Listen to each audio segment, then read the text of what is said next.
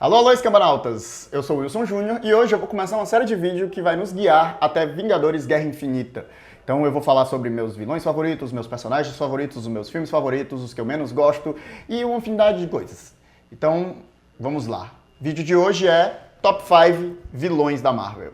Eu acho que todo mundo concorda que a Marvel tem um sério problema na hora de escrever os seus vilões. Até agora a gente teve poucos filmes no qual o vilão fosse de fato um personagem que se destacasse, ou na realidade fosse minimamente interessante. Normalmente eles são aquelas figuras que querem poder absoluto ou destruição absoluta, numa narrativa que sempre ficava meio maniqueísta. Então, assim, isso... E a gente sabe que vilão é um personagem, uma peça central para que uma narrativa seja interessante. Existe aquela frase que diz que o protagonista só é tão grande quanto o seu antagonista, né? Então, quanto melhor é aquele problema, quanto melhor aquilo que o protagonista tem que enfrentar, melhor vai ser aquele protagonista, ou melhor vai ser aquela narrativa, né? Então, por isso eu decidi fazer esse top 5, né? E nem foi tão difícil, eu digo assim, fazer. Porque, como eu disse, na maioria dos filmes, esses personagens não costumam se destacar, né? A gente acaba tendo bons heróis, né? Eu gosto da maioria dos protagonistas, dos personagens. Os antagonistas sempre costumam ser o espelho distorcido, né? Eles sempre, principalmente nos filmes de origem, eles sempre são o reflexo distorcido do herói. E normalmente as motivações não são muito convincentes. Mas vamos lá. Em quinto colocado, eu coloquei, na realidade, uma entidade, que é a Hydra. Não necessariamente no primeiro filme do Capitão América, mas sim no segundo filme, O Soldado Invernal. Muitos podem colocar que o Soldado Invernal é, de fato, o antagonista do filme, mas na minha opinião ele é apenas uma peça no grande xadrez elaborado da Hydra, né? Que vai desde o Conselho Máximo da SHIELD, né, até os pequenos agentes de campo e políticos do governo americano. Não só a Hydra é um vilão grande, que ela torna um filme, né? O Capitão América e o Soldado Invernal é um dos meus filmes favoritos dos filmes de super-herói da Marvel. E principalmente porque é um ótimo filme de espionagem, né? Ele é muito mais do que um filme de herói, ele é um filme que você fica com aquela sensação assim de ser meio James Bond, Jason Bourne, sabe? Ele é um filme de ação, inteligente, com reviravoltas, e isso se dá muito porque o antagonista é bem interessante. A Hydra é um personagem muito interessante. E a coisa da Hydra é, você corta uma cabeça, duas nascem no lugar. Então ela é um inimigo de várias faces que está em todos os lugares. E o filme consegue construir isso de uma maneira primorosa. E isso realmente é sentido dentro da narrativa. Em quarto lugar, um dos vilões mais recentes dos filmes da Marvel, que é o Abutre, do filme do Homem-Aranha Homecoming, né? O Homem-Aranha de Volta ao Lar. Eu escolhi ele principalmente porque ele é um vilão com uma motivação bem simples, assim. O Abutre é um cara que quer ganhar dinheiro, né? A gente vê que no começo do filme ele é um empresário que investiu muito dinheiro para poder conseguir fazer ali a coleta daqueles materiais, né? Meio que ser uma empresa de limpeza da cidade de Nova York após a Batalha dos Vingadores lá. Ele fez um grande investimento que a SHIELD ignora, né? Toma conta da supervisão do que iria acontecer ali, para ninguém, obviamente, colher os materiais alienígenas que estavam ali, que eram de top secret, né? Eram super importantes. E ele acabou tendo esse grande prejuízo e envereda pro crime, né? Então ele vai virar um cara ali que meio que trabalha com esses materiais, só que no mercado negro, né? Trabalha extraindo tecnologia e modificando tecnologia e criando tecnologia para vender pro mercado negro, pros bandidos e tal. Mas no fim das contas, ele é um cara que quer ganhar dinheiro. Tem só um detalhezinho que pra mim faz ele descer um pouquinho nessa lista, que teoricamente ele se diz e ele faz todo esse discurso de ser alguém que quer proteger o dele, que meio que o mundo atrapalhou e empurrou ele pra essa situação, e que ele não é um cara, um assassino, ou um cara cruel, mas ele mata um dos capangas dele, meio que não sente nada. É uma cena assim muito fria para um personagem que parecia não ser assim tão frio, assim, tão cruel. Eu acho que é um momento que é um pequeno destoamento do personagem, mas pra mim é um dos melhores vilões que a Marvel conseguiu construir. E, obviamente, o ator que é o Michael Keaton, que é um ator que nos últimos anos vem crescendo muito no que diz respeito à qualidade da sua atuação. Ele foi, né, o Batman lá no primeiro filme do Batman do Tim Burton. E, curiosamente, ele tinha feito um filme há poucos anos chamado Birdman, onde ele era um herói aposentado, né? Um personagem de filmes de super-herói aposentado, que ele era o Homem-Pássaro, e aqui ele vem fazer o Abutre. E a atuação dele é meio canastrona, ele entrega muito bem, tanto quanto tá como o vilão, o monstro, mas quando ele tá com a cara dele lá, de pessoa normal. Então, engrandece muito o personagem e a atuação, e é um personagem interessante para aquele Homem-Aranha que tá começando a explorar suas habilidades. Terceiro colocado, E eu acho que esse aqui as pessoas vão ficar com raiva de mim, talvez desgostar, mas tudo bem, que queriam que ele tivesse posições mais altas, mas é o Loki, né? Eu devo dizer que ele cai para o terceiro colocado, talvez nem deveria estar mais aqui, porque ninguém sabe mais se ele é vilão, ele é uma hora vilão, uma hora é herói, outra hora ele trai, outra hora ele é amigo, ninguém sabe quem é o Loki. Mas na realidade essa é a essência do personagem, né? A essência até na qual ele é inspirada, né? O Loki, a figura do deus nórdico, que é um trickster, né? O deus da trapaça, é uma figura muito corriqueira até nas mitologias, ter aquele brincalhão, aquele deus que faz ali suas falcatruas e transita entre a bondade e a maldade quando lhe convém. E o Loki faz isso muito bem, o Tom Hiddleston é um ótimo ator e é até curioso porque os filmes do Thor não são tão bons, né? Principalmente o primeiro e o segundo, eu já acho o terceiro, principalmente por ele abraçar uma veia mais cômica, super divertido. Mas o Loki sempre foi um personagem legal nos Vingadores e nos filmes do Thor. E o Tom Hiddleston consegue dar uma boa atuação, entregar aquele ar canastrão e salafrário, assim, né, que o Loki tem.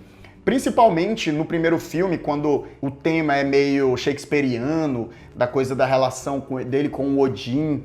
Tem umas cenas muito legais deles dois atuando.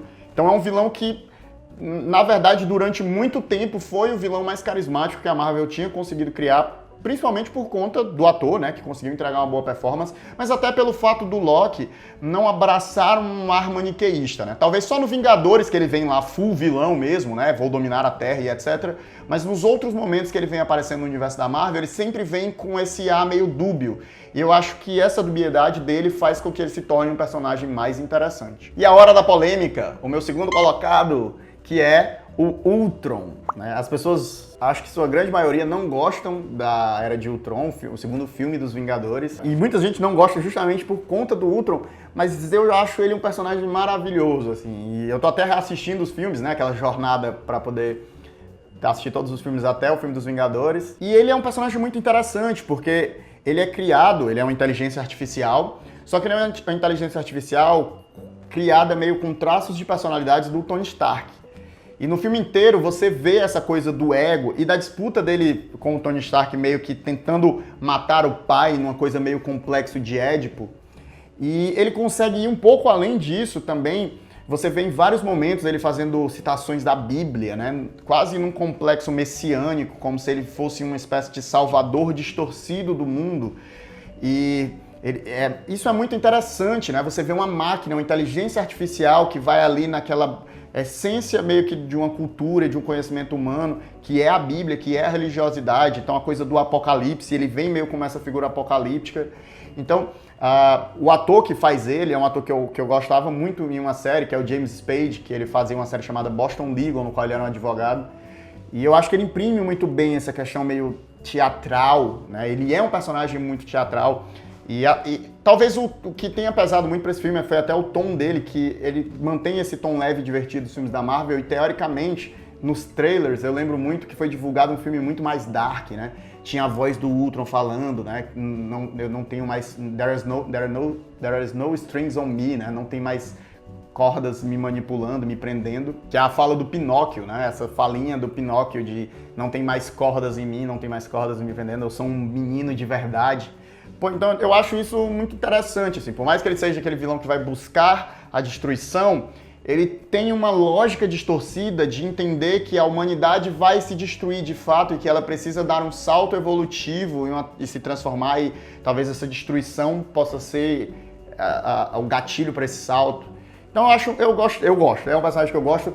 Eu não gosto tanto do filme, eu acho que o filme tem problemas, mas do personagem do Ultron eu sempre achei ele super interessante.